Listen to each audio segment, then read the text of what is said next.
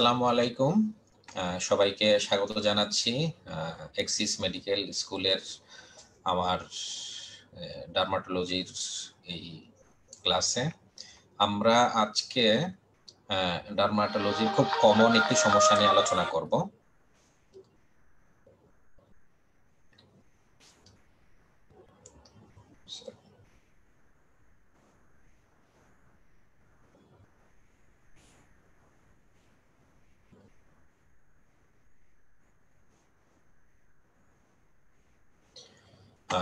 একটি ভালগারিস আমরা সবাই কম বেশি হয়তো এই ডিজিজটার নাম শুনে থাকতে পারি।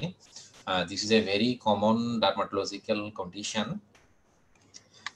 বিশেষ করে টিন এজে ছেলে এবং মেয়েদের সাধারণত এই সমস্যাটা আমরা দেখি। এছাড়াও যে কোনো বয়সে কিন্তু আমরা এই ডিজিজটা, স্কিন ডিজিজটা আমরা দেখতে পাই। তো এটা নিয়ে আমরা আলোচনা করব, কারণ কেন আলোচনা করব, কেন এটার এত বেশি গুরুত্ব, এই বিষয়টা নিয়ে আমি চেষ্টা করব প্রথমেই একটু দৃষ্টিপাত করার। আমি doctor Mahbub Shahin, associate professor and senior consultant হিসেবে কাজ করছি Aurora skin and hair research ইনস্টিটিউটে। সো আজকে আগামী 45 থেকে 50 মিনিট সময় আপনাদের সাথে থাকবো ইনশাল্লাহ। চেষ্টা করবো এই ডিজিজটা নিয়ে যতটুকু সম্ভব সহজভাবে আপনাদের সাথে আলোচনা করার, এবং শেষের দিকে 5 থেকে 10 মিনিট আমরা যদি কোনো কোশ্চেন থাকে আমরা কোশ্চেন আনসার সেশনে যাব। হয় ইট ইজ ইম্পর্টেন্ট, যেটা বলছিলাম, কেন এই acne vulgaris as a dermatological disease এটার গুরুত্বটা কেন বেশি। These are the important key points. That's why it's very important.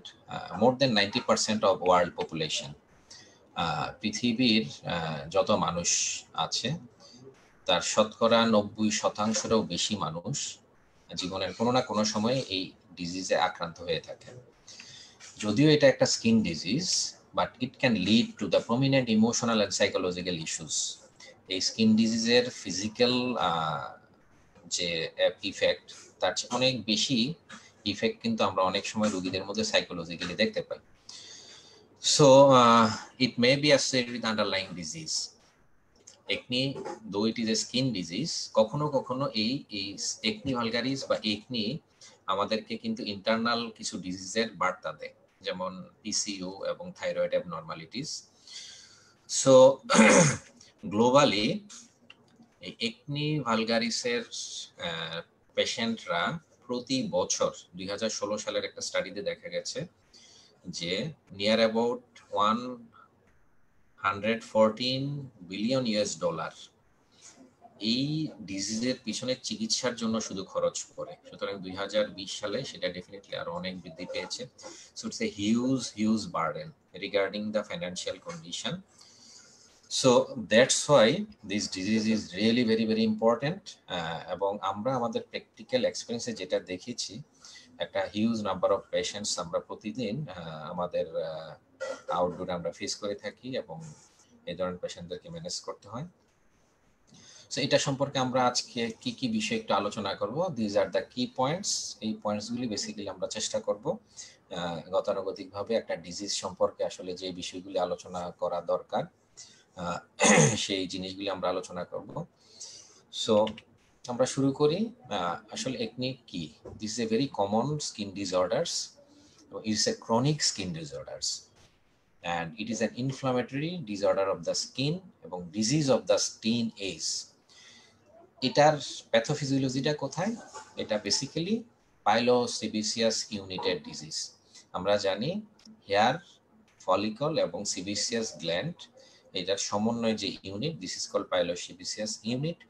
এই ইউনিটের ডিজিজ হলো এই একনি ভালগারিস।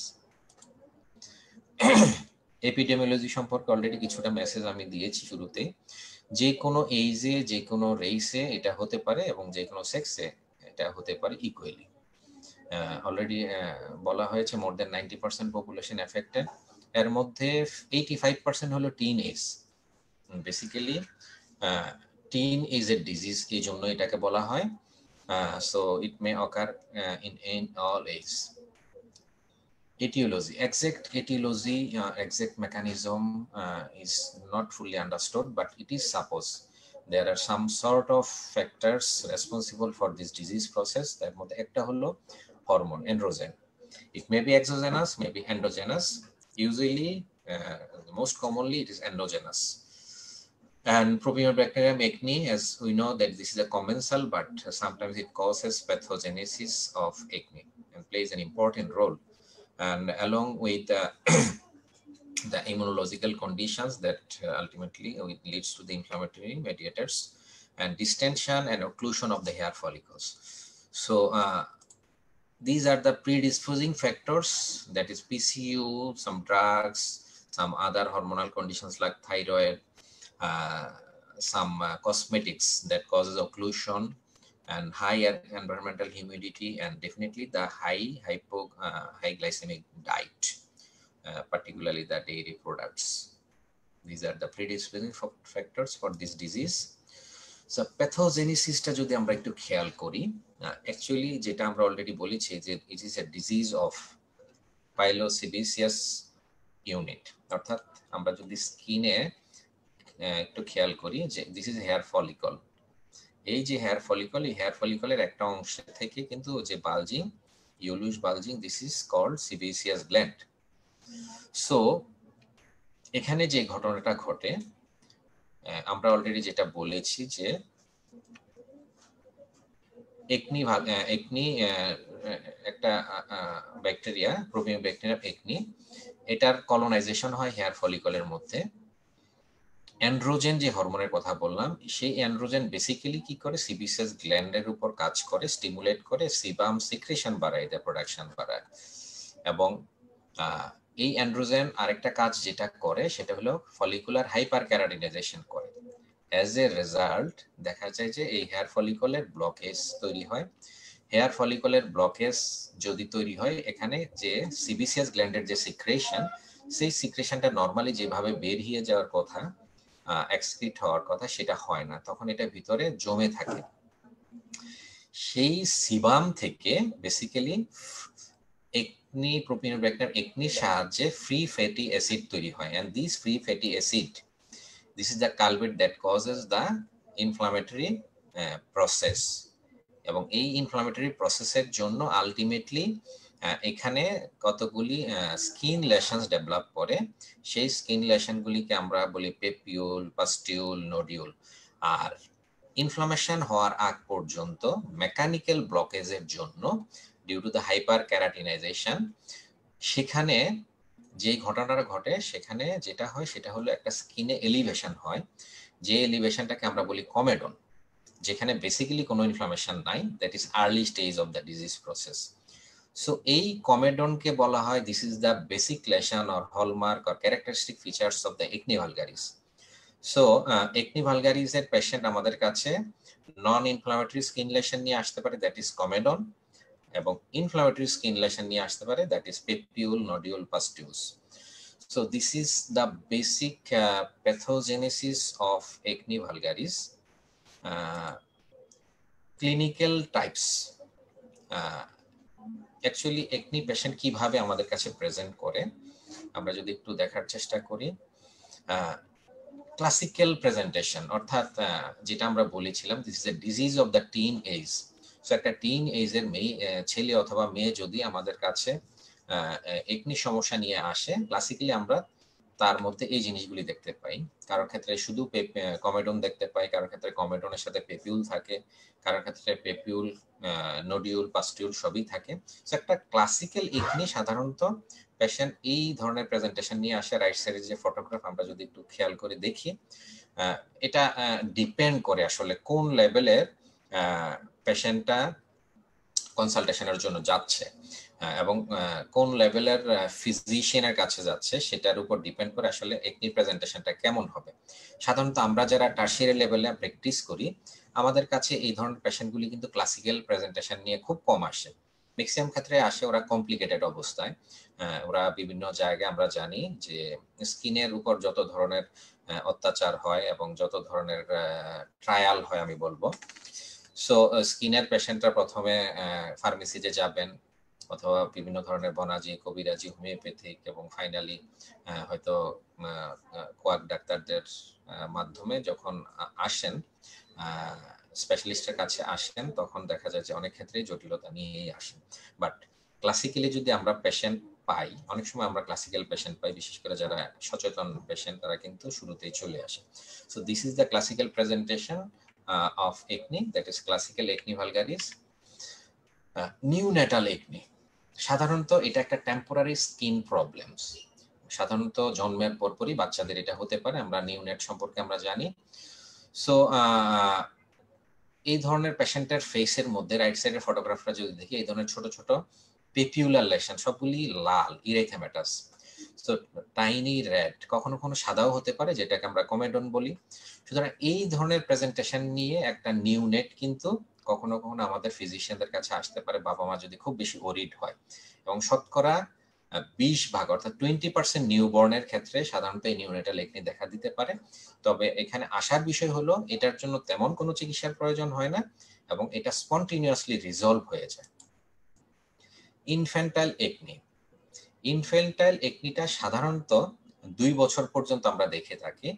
কখনো কখনো নিউনেটাল একনিটাকে ইনফ্যান্টাইল একনি হিসাবে কন্টিনিউ করতে পারে, অথবা কখনো কখনো এটা পরের দিকেও হতে পারে। এবং এটার ফটোগ্রাফটা কেমন বা এটার প্রেজেন্টেশনটা কেমন হতে পারে, আমরা রাইট সাইডের যদি পিকচারটা দেখি তাহলে হয়তো আমরা বুঝতে পারবো। এবং এই ক্ষেত্রে কমেডন, পেপিউল, পাস্টিউল থাকতে পারে, কখনো কখনো নোডিউল বা সিস্টও থাকতে পারে। সো এই পেশেন্টকে যদি আমরা ট্রিটমেন্ট না দেই তাহলে there is empty chance of complications like scarring. এবং এই ইনফ্যান্টাইল একনিটা সাধারণত ছেলেদের ক্ষেত্রে, বয়েজদের ক্ষেত্রে বেশি দেখা যায়। সো নিউনেটাল একনিতে যেমন আমরা সাধারণত অবজারভেশনে রাখবো, কাউন্সিলিং করব, তেমন কোনো ট্রিটমেন্টের প্রয়োজন হবে না। কিন্তু ইনফ্যান্টাইল একনির ক্ষেত্রে কিন্তু আমাকে অবশ্যই চিকিৎসা করতে হবে, otherwise there is a chance of complications like scarring. Childhood acne, actually these are the types of acne according to their presentation, according to their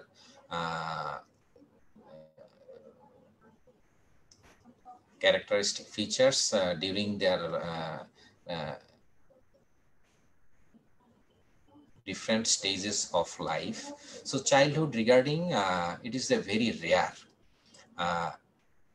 If a patient presented with acne in childhood, definitely we have to think about some sort of endocrine abnormalities. আমরা যদি একটু প্যাথোফিজিওলজির দিকে দেখি, একনির মূল কারণ কিন্তু androgen hormone. তো সাধারণত একজন ইয়াং বয় অর ইয়াং গার্লের টিন এজের আগে, অর্থাৎ তার যখন অ্যাডোলেসেন্ট শুরু হবে, অর্থাৎ তার যখন হরমোনাল অ্যাক্টিভিটি স্টার্ট হবে, যেই সময়টাকে আমরা টিন এজ বলি ইউজুয়ালি, ওই সময়টাতে যেটাকে আমরা মেনার্কি বলি, ওই সময়ের আগে কিন্তু তার অ্যান্ড্রোজেন থাকে না।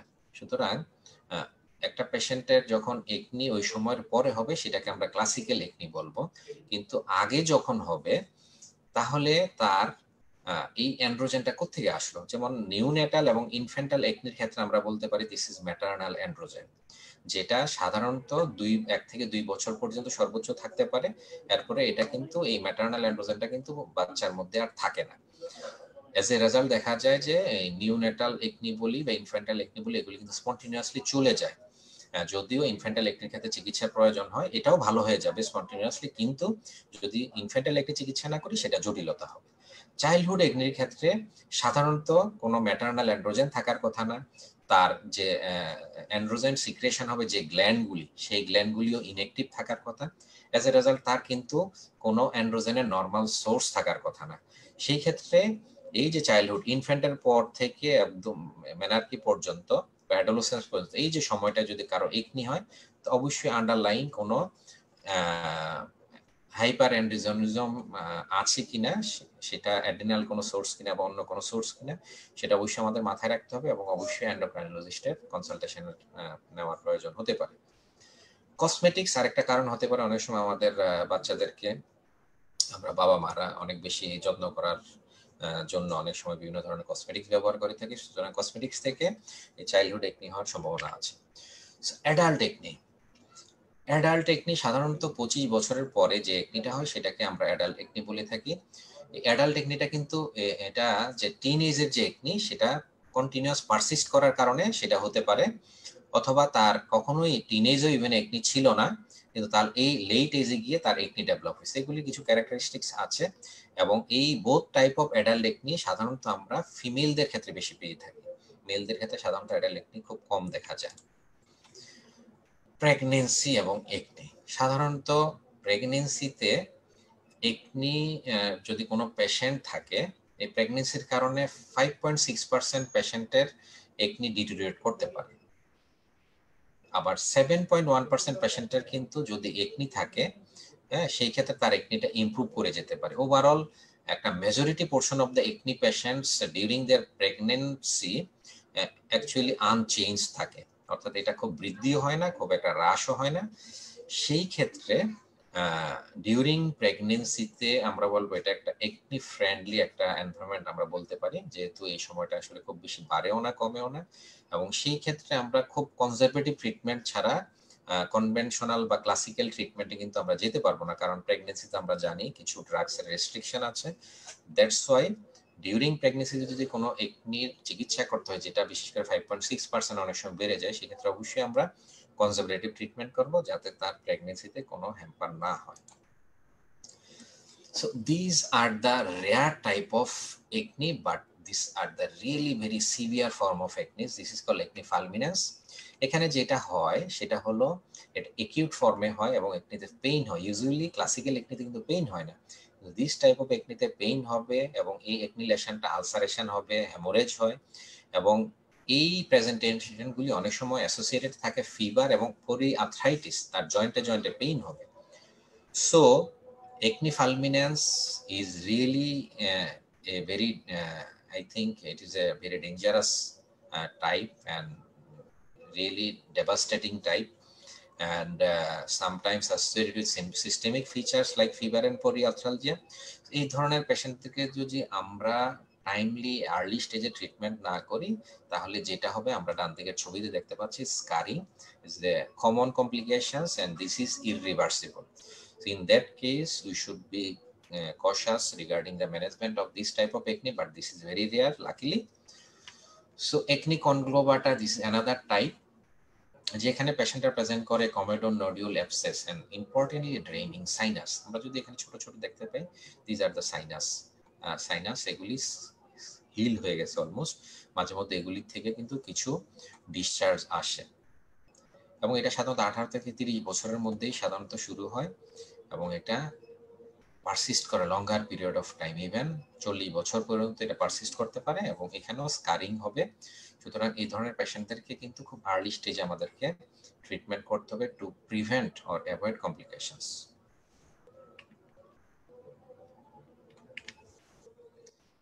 একনি ইনভার্সা, এটাকে আমরা সাধারণত হাইড্রাডানাইটিস সাপোর্টিভ নামে অনেকে চিনি। This is acne inversa. Commonly সাধারণত এটা এক্সিলাতে হয়, ক্রোইনে হয়, পেরিয়ানাল রিজিয়নে হয়, পোস্ট অরিগুলার রিজিয়নে হয়। These are the common site. Basically যেখানে অ্যাপোক্রাইন গ্ল্যান্ড থাকে, this is the disease of the apocrine gland. So এই গ্ল্যান্ডে যেটা হয়, প্রথমে পেপিউল নোডিউল, এবং গ্রাজুয়ালি আস্তে আস্তে এটা অ্যাবসেসের দিকে হয়, এবং পরবর্তীতে ডিসচার্জিং সাইনাস ডেভেলপ করে। সো যেটা অলরেডি বলেছি স্পেসিফিক রিজন হয়, this is A chronic disease. So early স্টেজে যদি আমরা ট্রিটমেন্ট করি, we can avoid some sort of complications.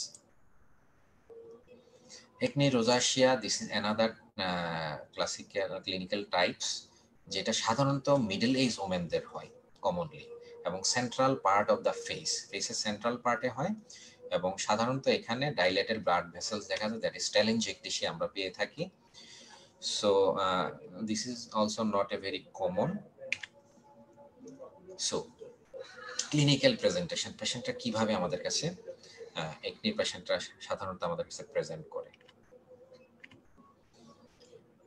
Acne patient আমাদের কাছে নন ইনফ্লামেটরি স্কিন লেশন নিয়ে আসতে পারে, যেটার মধ্যে আছে open comedone, that is blackheads, and close comedone. আমরা যদি এখানে দেখি সাদা সাদা যে এই সাদা সাদা যে লেশনগুলি আছে, these are the comedone, close comedone, that is whiteheads. আর যদি একটু কালো কালো দেখি, এই যে কালো, এই কালোগুলি হলো these are the blackheads, that is open comedones. So non inflammatory acne লেশনের মধ্যে আছে হলো comedone, it may be open, may be close, and cyst is another non inflammatory skin lesions. Inflammatory skin lesions সাধারণত এইভাবে present করে, এটা পেপিউল, এই ছোট ছোট যে লেশনগুলি আছে এগুলি পেপিউল। এবং ইনফ্লামেটরি এবং নন ইনফ্লামেটরি আমরা কিভাবে বুঝবো? ইনফ্লামেশনের যে ফিচার্স, সাধারণত ইরাইথেমা থাকে। হ্যাঁ, এখানে ইরাইথেমা আমরা দেখতে পাচ্ছি, যেহেতু এটা ক্রনিক লেশন, সেখানে হয়তো আমরা একিউট ইনফ্লামেশনের সব ফিচার পাবো না। এখানে কিছুটা ইরাইথেমা আমরা দেখতে পাচ্ছি, পাস্টিউলার লেশন আমরা দেখতে পাচ্ছি, কিছু পাস্টিউলার লেশন, এবং কিছু কিছু বড় বড় লেশন দেখতে পাচ্ছি, nodular lesion. So these are the presentations of an acne patients when present with inflammatory skin lesions. So patient may present with non-inflammatory but and as well as inflammatory, but most of the cases আমরা inflammatory skin lesion নিয়ে পেশেন্টদেরকে আসতে দেখি। Patient কিন্তু অনেক সময় secondary skin lesion নিয়ে present করতে পারে।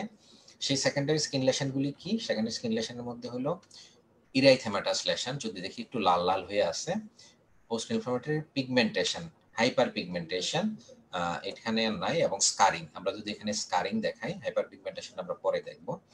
সো এখানে স্কারিং আছে এবং ইরাইথেমাটাস চেঞ্জ আছে। These are the secondary skin lessons. আমরা হয়তো অনেকেই জানি প্রাইমারি স্কিন লেশন এবং সেকেন্ডারি স্কিন লেশন। সব পেশেন্টরা কিন্তু অনেক সময় এই ধরনের প্রেজেন্টেশন নিয়েও আমাদের কাছে আসতে পারে। আচ্ছা, এখন একনিকে আমরা একটু ক্লাসিফাই করি according to stage, mild, moderate and severe. সাধারণত মাইল্ড কেসে এই ক্রাইটেরিয়াগুলি থাকে, টোটাল স্কিন লেশনের সংখ্যা 30-এর কম থাকে, এবং ইনফ্লামেটরি লেশনস এবং কমেডনের সংখ্যাও কম থাকে। মডারেটের ক্ষেত্রে কমেডনের সংখ্যাটা একটু বাড়ে, 20 থেকে 100, ইনফ্লামেটরি লেশনটা 15 থেকে 50, এবং টোটাল লেশনটা 30 থেকে বেড়ে 125 পর্যন্ত হতে পারে। আর সিবিআর হলো ডেফিনেটলি 125-এর উপর যদি লেশন থাকে, এবং সিবিআর ফর্মে সাধারণত আমরা কমেডন খুব একটা পাই না, অনেক সময় শুধু কমেডন নিয়ে আসতে পারে, সেক্ষেত্রে মোর দেন 100। সিবিআর কেসে একনিতে সাধারণত আমরা ইনফ্লামেটরি লেশন বেশি পাই, এবং ডেফিনেটলি মোর দেন 50। এবং ইনফ্লামেটরি লেশন কি কি? Papule, nodule, pustule, these are the inflammatory lesions. So পেশেন্টরা আমাদের কাছে এই তিনটা ফর্মের যে কোনো ফর্মে প্রেজেন্ট করতে পারে, বাট টার্সিয়ারি লেভেলে আমরা সিভিয়ার ফর্মেই বেশি পেশেন্ট পেয়ে থাকি। গ্রেডিং করা হয় আসলে ট্রিটমেন্টের পারপাসে, কোন গ্রেডে পেশেন্টটা আছে সেই গ্রেডিং এর উপর বেস করে অনেক সময় আমরা ট্রিটমেন্টটা সেট করি। 4টা গ্রেডে ভাগ করা হয়। গ্রেড 1-এ বলা হয় যে এখানে শুধু কমেডন থাকে এবং কিছু পেপিউল থাকে। গ্রেড 2-তে কমেডন, পেপিউলের সাথে কিছু পাস্টিউল থাকে। গ্রেড 3-তে পেপিউল, পাস্টিউলের সংখ্যা বেড়ে যায় এবং সিস্ট থাকে, কিছু সিস্ট পাওয়া যায়। এবং গ্রেড 4টা হলো গ্রেড 3-এর সিভিয়ার ফর্ম, যেখানে অনেক বেশি নোডিউল এবং সিস্ট থাকে। সো এই গ্রেডিংটা পরে আমাদের ট্রিটমেন্টে কাজে লাগবে। ডিফারেন্সিয়াল ডায়াগনোসিস, একনি ভালগারিস না, কিন্তু দেখতে একনির মতো, এই ধরনের পেশেন্ট অনেক সময় আমাদের কাছে আসে। সেই ক্ষেত্রে আমাদেরকে একটু ভালো করে খেয়াল করতে হবে যে whether it is acne or acne like lesions, that is differentials. acneiform eruption সাধারণত এই ধরনের লেশনগুলি আমরা স্টেরয়েড যারা বিভিন্ন কারণে ব্যবহার করে, স্টেরয়েড ইউজের জন্য এই ধরনের acneiform eruption পাই। পেরিউরাল ডার্মাটাইটিস, আমরা এই ছবিগুলি দেখবো, media, সিরিঙ্গোমা, ট্রাইকোপিথেলিয়াম, lupus মিলিয়ারিস।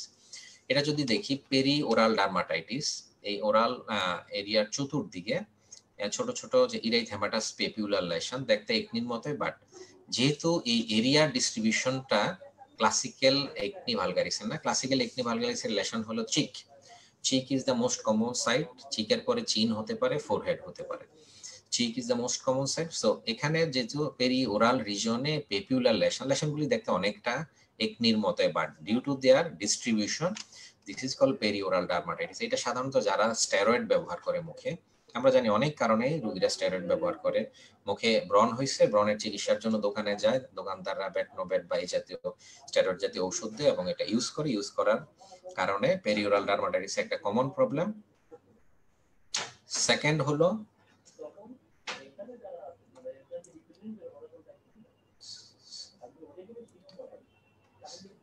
mild itching. Mild itching থাকতে পারে around the mouth. Tetracycline is the drug of choice. অনেক সময় থাকে।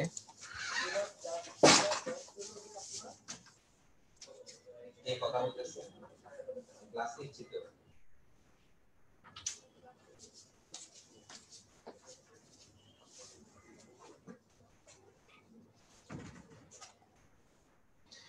So around the mouth এবং এই ক্ষেত্রে tetracycline is the drug of choice perioral dermatitis এর ক্ষেত্রে ভুলেও কখনো আমরা এই জায়গায় স্টেরয়েড দিব না।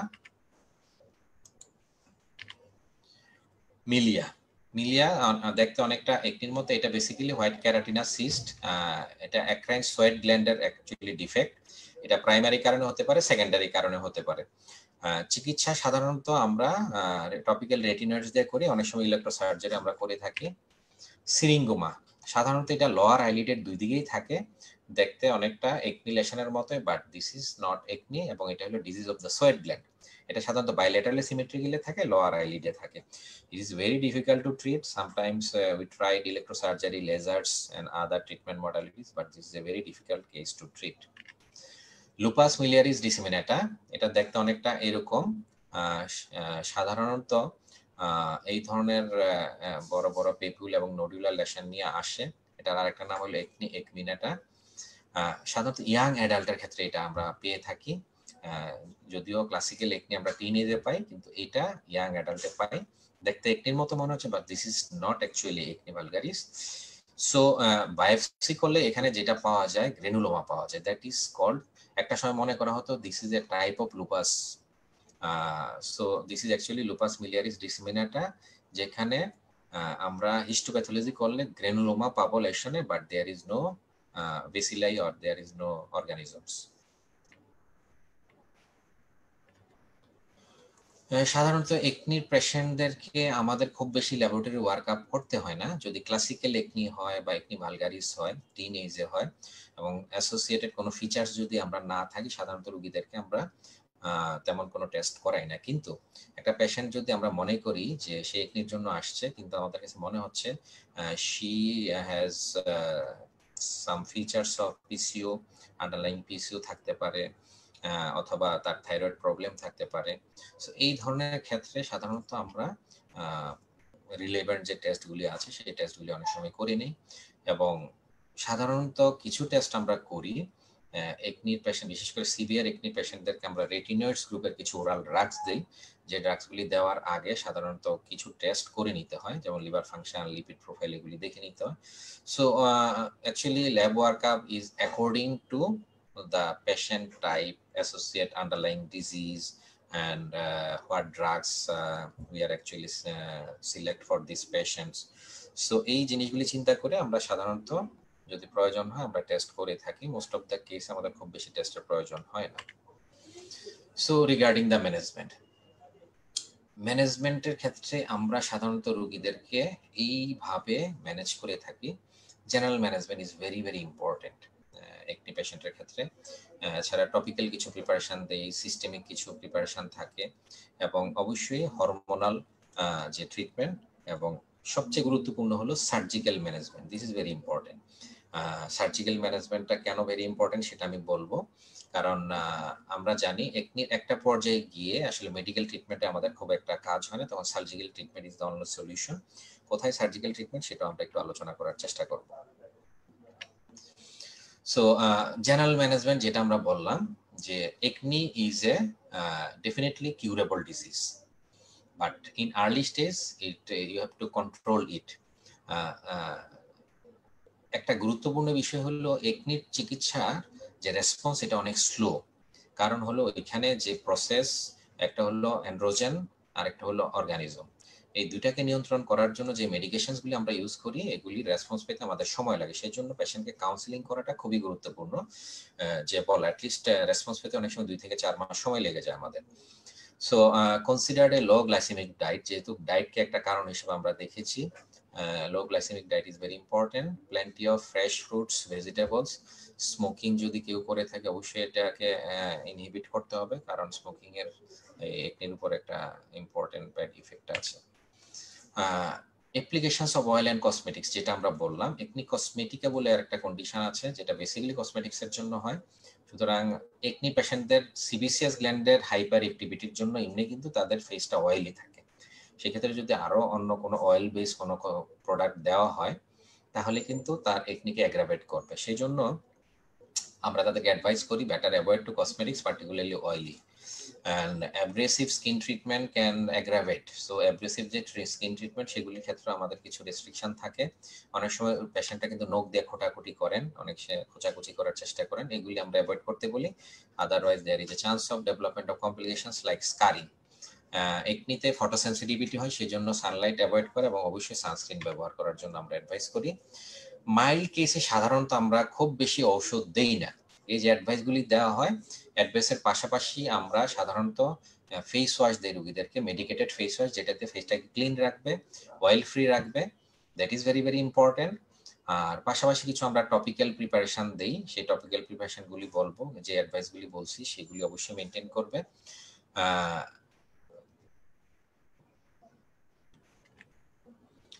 এজিলিক acid, topical antibiotics, topical retinoids এবং বেনজাইল পারক্সাইড, এই ধরনের টপিক্যাল প্রিপারেশনগুলি সাধারণত দেই। ইউজুয়ালি আমরা টপিক্যাল রেটিনয়েডের সাথে অনেক সময় আমরা কম্বিনেশন করে বেনজাইল পারক্সাইড আমরা দিয়ে থাকি, অনেক সময় এটার সাথে টপিক্যাল অ্যান্টিবায়োটিক অ্যাড করে থাকি।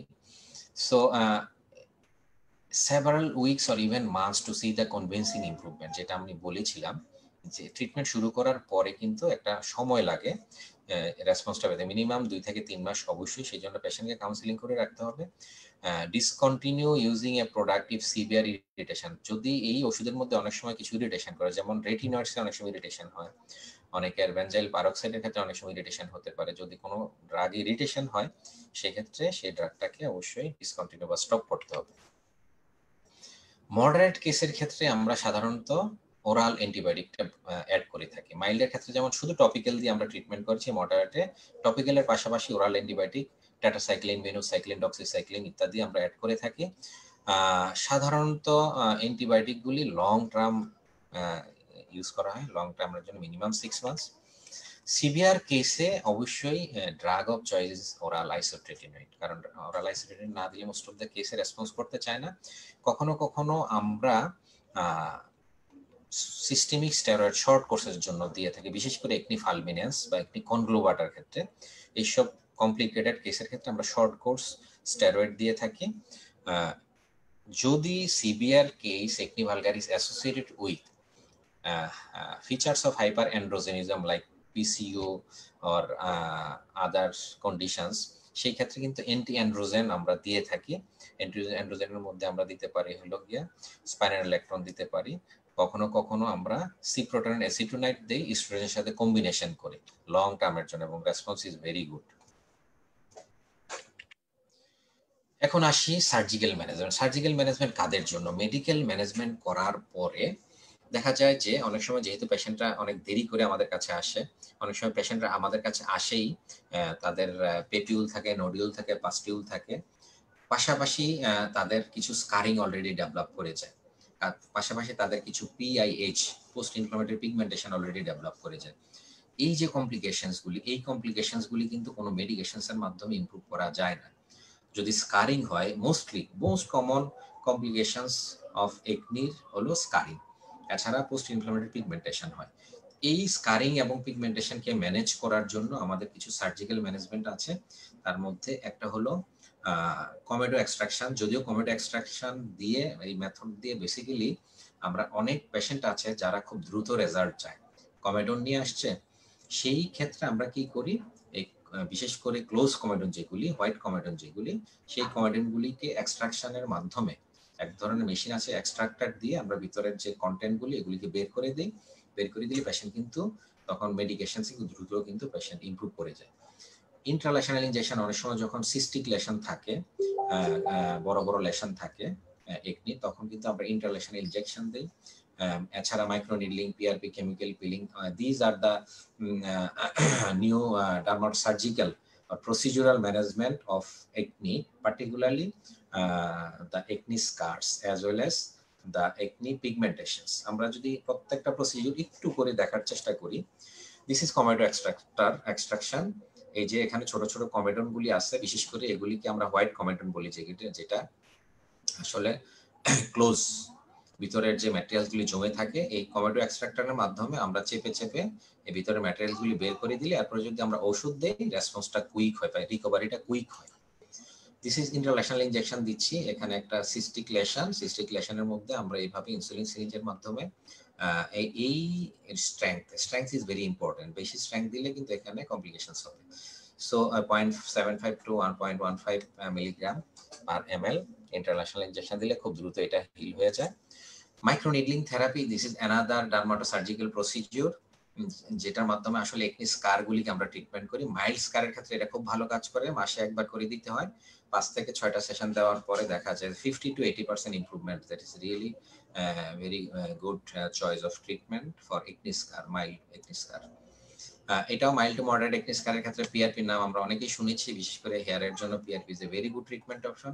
এখানেও পিআরপি কাজ করে মাইল্ড একনি স্কারের ক্ষেত্রে 2 থেকে 4 সপ্তাহ পর পর দিয়ে, এখানে 5 থেকে 6 সপ্তাহ 6 মাস বা 6টা সেশন দেওয়ার পরে বেশ সিগনিফিকেন্ট ইমপ্রুভমেন্ট আমরা পাই।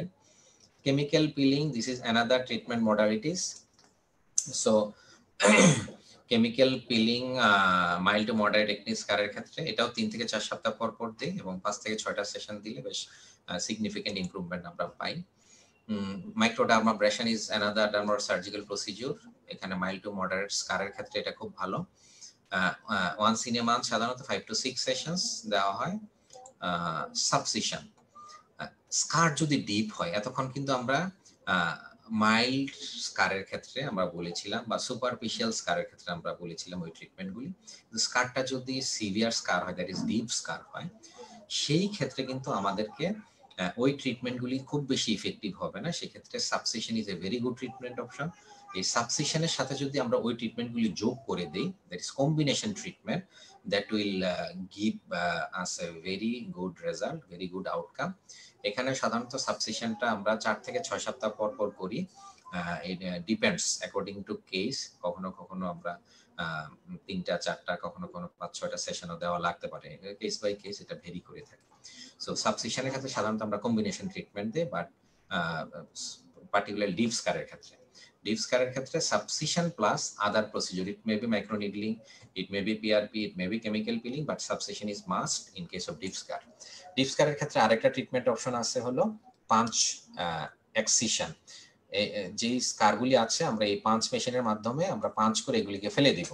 যদি 3 মিলিমিটার বা তার কম হয়, সেই ক্ষেত্রে আমরা পাঁচ এক্সিশন করে জায়গাটাকে ওপেন রাখবো, ড্রেসিং করে দিব, স্পন্টেনিয়াসলি ওই জায়গাটা হিল হয়ে যাবে, এখানে স্টিচিং এর প্রয়োজন হয় না। যদি 3 মিলিমিটারের বেশি হয়, সেই ক্ষেত্রে আমরা স্টিচ দেই, সাধারণত প্রোলিন স্টিচ দেওয়া হয়। আর কখনো কখনো আমরা গ্রাফট করে থাকি। যদি এটা 3 মিলিমিটারের বেশি হয়, সেক্ষেত্রে হয় ক্লোজ করতে হবে, না হয়তো আমরা পোস্ট অরিকুলার রিজন থেকে আমরা সেম সাইজের গ্রাফট এনে ওই জায়গাটা আমরা গ্রাফটিং করে দেই এবং গ্রাফটিং এর রেজাল্টও খুব ভালো। So in case of deep scar, pans excision or pans grafting is another dermatosurgical options. Laser সম্পর্কে আমরা তো সবাই কম বেশি জানি। সো একনি স্কারের ম্যানেজমেন্টেও লেজারের খুব গুরুত্বপূর্ণ ভূমিকা আছে। RBM laser, CO2 laser use করা হয়। আইপিএল যদিও লেজার না, but IPL is also a very good treatment option for the mild acne scars. So complications তো অলরেডি আমরা আলোচনা করেছি যে পার্মানেন্ট স্কারিং হতে পারে। এই পার্মানেন্ট স্কারিং হলে যে ট্রিটমেন্ট অপশনগুলি আলোচনা করলাম, এগুলি ম্যাক্সিমামই পার্মানেন্ট স্কারিং এর জন্য। পিআইএইচ হতে পারে, post influence pigmentation, poor self-image, depression, anxiety. So around 70 to 80% of patients who are actually suffering from this acne, they actually suffer side by side severe depression, most of the cases, and this is really very very important to focus on this particular point. সাধারণত এই রোগীদের আমার একজন শ্রদ্ধেয় শিক্ষক ছিলেন, উনি সবসময় বলতেন যে always treat the patient, not the disease. সুতরাং এই ধরনের পেশেন্টরা আসলে শুধু তাকে কিছু ওষুধ লিখে ছেড়ে দেওয়াটা এটা মোটেও বুদ্ধিমানের কাজ হবে না। এই ধরনের পেশেন্টদেরকে কিন্তু বুস্ট আপ করতে হবে, কাউন্সিলিং করতে হবে, পেশেন্টকে পজিটিভ হোপ দিতে হবে, এবং পেশেন্টকে যদি একটু সাইকোলজিক্যালি বুস্ট আপ করা যায়, definitely I think it's really very very important for the management of this type of patient. কারণ পেশেন্ট যদি ডিপ্রেশনে থাকে, অনেক সময় পেশেন্ট ওষুধই খেতে চায় না। এবং যেহেতু এটা রেসপন্সটা খুব স্লো হয়, সেই ক্ষেত্রে কিন্তু পেশেন্টরা অনেক সময় দেখা যায় আরও বেশি ফ্রাস্ট্রেটেড হয়ে যায়। সেই জন্য কাউন্সিলিংয়ের কোনো বিকল্প নাই এবং পেশেন্টকে অবশ্যই খুব সফটলি হ্যান্ডেল করতে হবে এবং তাকে অনেক বেশি সময় দিয়ে তাকে মেন্টালি সাইকোলজিক্যালি বুস্ট আপ করে ট্রিটমেন্ট করতে হবে এবং ডেফিনেটলি এই ক্ষেত্রে ট্রিটমেন্ট অনেক বেশি সাকসেসফুল হওয়ার সম্ভাবনা থাকে। সো ডিপ্রেশন যেটা বললাম, যদিও একটা স্টাডিতে বলছে 53% cases, but in my practical experience even more than that. So it is very important regarding the complications, and definitely we have to focus on this particular point. যেটা আমি আবারও বললাম যে always treat the patient, not the disease only. Scarring এর ক্ষেত্রে যেটা আমরা বললাম যে almost 76% case of acne patients suffered from scarring. কারণ কি, তারা প্রপারলি ট্রিটমেন্ট করে না, আর্লি স্টেজে ট্রিটমেন্ট করে না, তারা মেল ট্রিটমেন্ট করে, এই জন্য স্কারিং এর পার্সেন্টেজটা বেশি। যদি আমরা পেশেন্টদেরকে একটু অ্যাওয়্যার করতে পারি, তাদেরকে যদি আমরা অ্যাওয়ারনেসের মাধ্যমে যদি তাদেরকে এই মেসেজগুলি আমরা দিতে পারি বিভিন্নভাবে, তাহলে আমার মনে হয় যে পেশেন্ট অ্যাওয়ারনেস যদি বৃদ্ধি পায়, এই স্কারিং এর পার্সেন্টেজটা অনেক কমে আসবে। তার মধ্যে লাকিলি 70% হলো মাইল্ড স্কারিং, যেটা খুব সহজে আমরা আমাদের যে নতুন ডার্মাটোসার্জিক্যাল যে প্রসিডিউরগুলি আছে সেগুলির মাধ্যমে খুব ভালোভাবে আমরা এটাকে ম্যানেজ করতে পারি। 26% মডারেট, সেটাও ম্যানেজ করা যায়, বাট সিভিয়ার পার্সেন্টেজ হলো খুবই কম। কিন্তু সিভিয়ার পার্সেন্টেজের জন্য আমাদের ট্রিটমেন্ট মডালিটিস আছে। So any sort of scarring due to the acne we can manage by different dermatosurgical procedures. যেটা পিআইএইচ এর কথা বলছিলাম, this is the PIH, post inflammatory hyperpigmentation, this is another complications. এই ধরনের ক্ষেত্রে সাধারণত আমরা কেমিক্যাল পিলিং বা বিউটি পিলিং বলে যে প্রসিডিউর আছে সেটা আমরা করে থাকি, and response is really very good. Particularly এই পিগমেন্টেশনটা এপিডার্মাল হয়, এপিডার্মাল খুব দ্রুত চলে যায়। Follow up, this is really very important to see the response, reduce the complications and prevent the recurrence. So follow up, আমরা অনেক সময় হয়তো ফলো আপের বিষয়টা খেয়াল করি না, বিশেষ করে একনি যেহেতু একটা ক্রনিক ডিজিজ, এখানে ফলো আপটা অনেক বেশি গুরুত্বপূর্ণ। পেশেন্টকে দীর্ঘ সময় যদি টাচে রাখা যায়, পেশেন্ট অনেক অনেক কমফোর্ট ফিল করে, পেশেন্ট রিকভারিটা ভালো হয় এবং রিকভারি হওয়ার পরে তাদের রিকারেন্সটা খুব একটা হয় না এবং তাদের কমপ্লিকেশনস থেকে তাদেরকে আমরা অনেক বেশি সেফ সাইডে রাখতে পারি, কমপ্লিকেশনসটা অনেক বেশি কমানোর সুযোগ আছে। and definitely prognosis is really excellent if we diagnose early and treat properly. So again, proper diagnosis and early treatment is really very important. Early diagnosis as well as proper treatment is really very important to reduce the complications. সুতরাং এটার জন্য একটাই উপায় আছে, আমাদের অ্যাওয়ারনেসটা বাড়ানো। আমরা awareness বাড়ানোর একটা মাধ্যম হলো পেশেন্টরা যখন আসে তাদেরকে ভালো বেশি করে কাউন্সিল করা। তাদেরকে যদি আমরা প্রপারলি কাউন্সিল করতে পারি যে কেন তার এই কমপ্লিকেশনসটা হলো, কেন তার সিভিয়ার কন্ডিশনটা হলো, তাহলে এটা একটা ওয়ে অফ অ্যাওয়ারনেস। আরেকটা অ্যাওয়ারনেস হলো আমরা বিভিন্ন ধরনের যে মিডিয়াগুলি আছে, electronic media, print media, social media, এই মিডিয়াগুলিতে অ্যাজ এ ফিজিশিয়ান আমরা কিন্তু অবশ্যই পেশেন্টদেরকে অ্যাওয়্যার করতে পারি। সো অ্যাওয়ারনেসের মাধ্যমেই আমরা কিন্তু একনি ভালগারিসের যে কমপ্লিকেশন সেটাকে অনেকাংশে কমে নিয়ে আসতে পারি এবং এটা ট্রিটমেন্ট করে এক্সিলেন্ট একটা আউটকাম আমরা নিয়ে আসতে পারি। So I think regarding the acne management, that's all about in brief. So as you know that learning is a continuous process, and I think it is the beginning. So it will continue, and definitely you know that medical science is continuously improving day by day. The treatment modalities, what I have mentioned here for the acne scars, that is dermatosurgical procedures, I think definitely it's new for most of the cases, most of you, and these are the treatment modalities actually not available even 5 to 10 years ago, and hopefully in future another new treatment modalities will come for the management of these cases. So thank you everybody, thank you very much for patience sharing. আশা করছি কিছুটা হলেও ভাই আপনাদের উপকার হয়েছে। যেহেতু এটা একটা কমন ডিজিজ, আমি চেষ্টা করেছি মোটামুটি যতটুকু সম্ভব আপনাদের একটু ব্রিফ করার। যদি প্রশ্ন না থাকে আমরা বোধহয় শেষ করতে পারবো।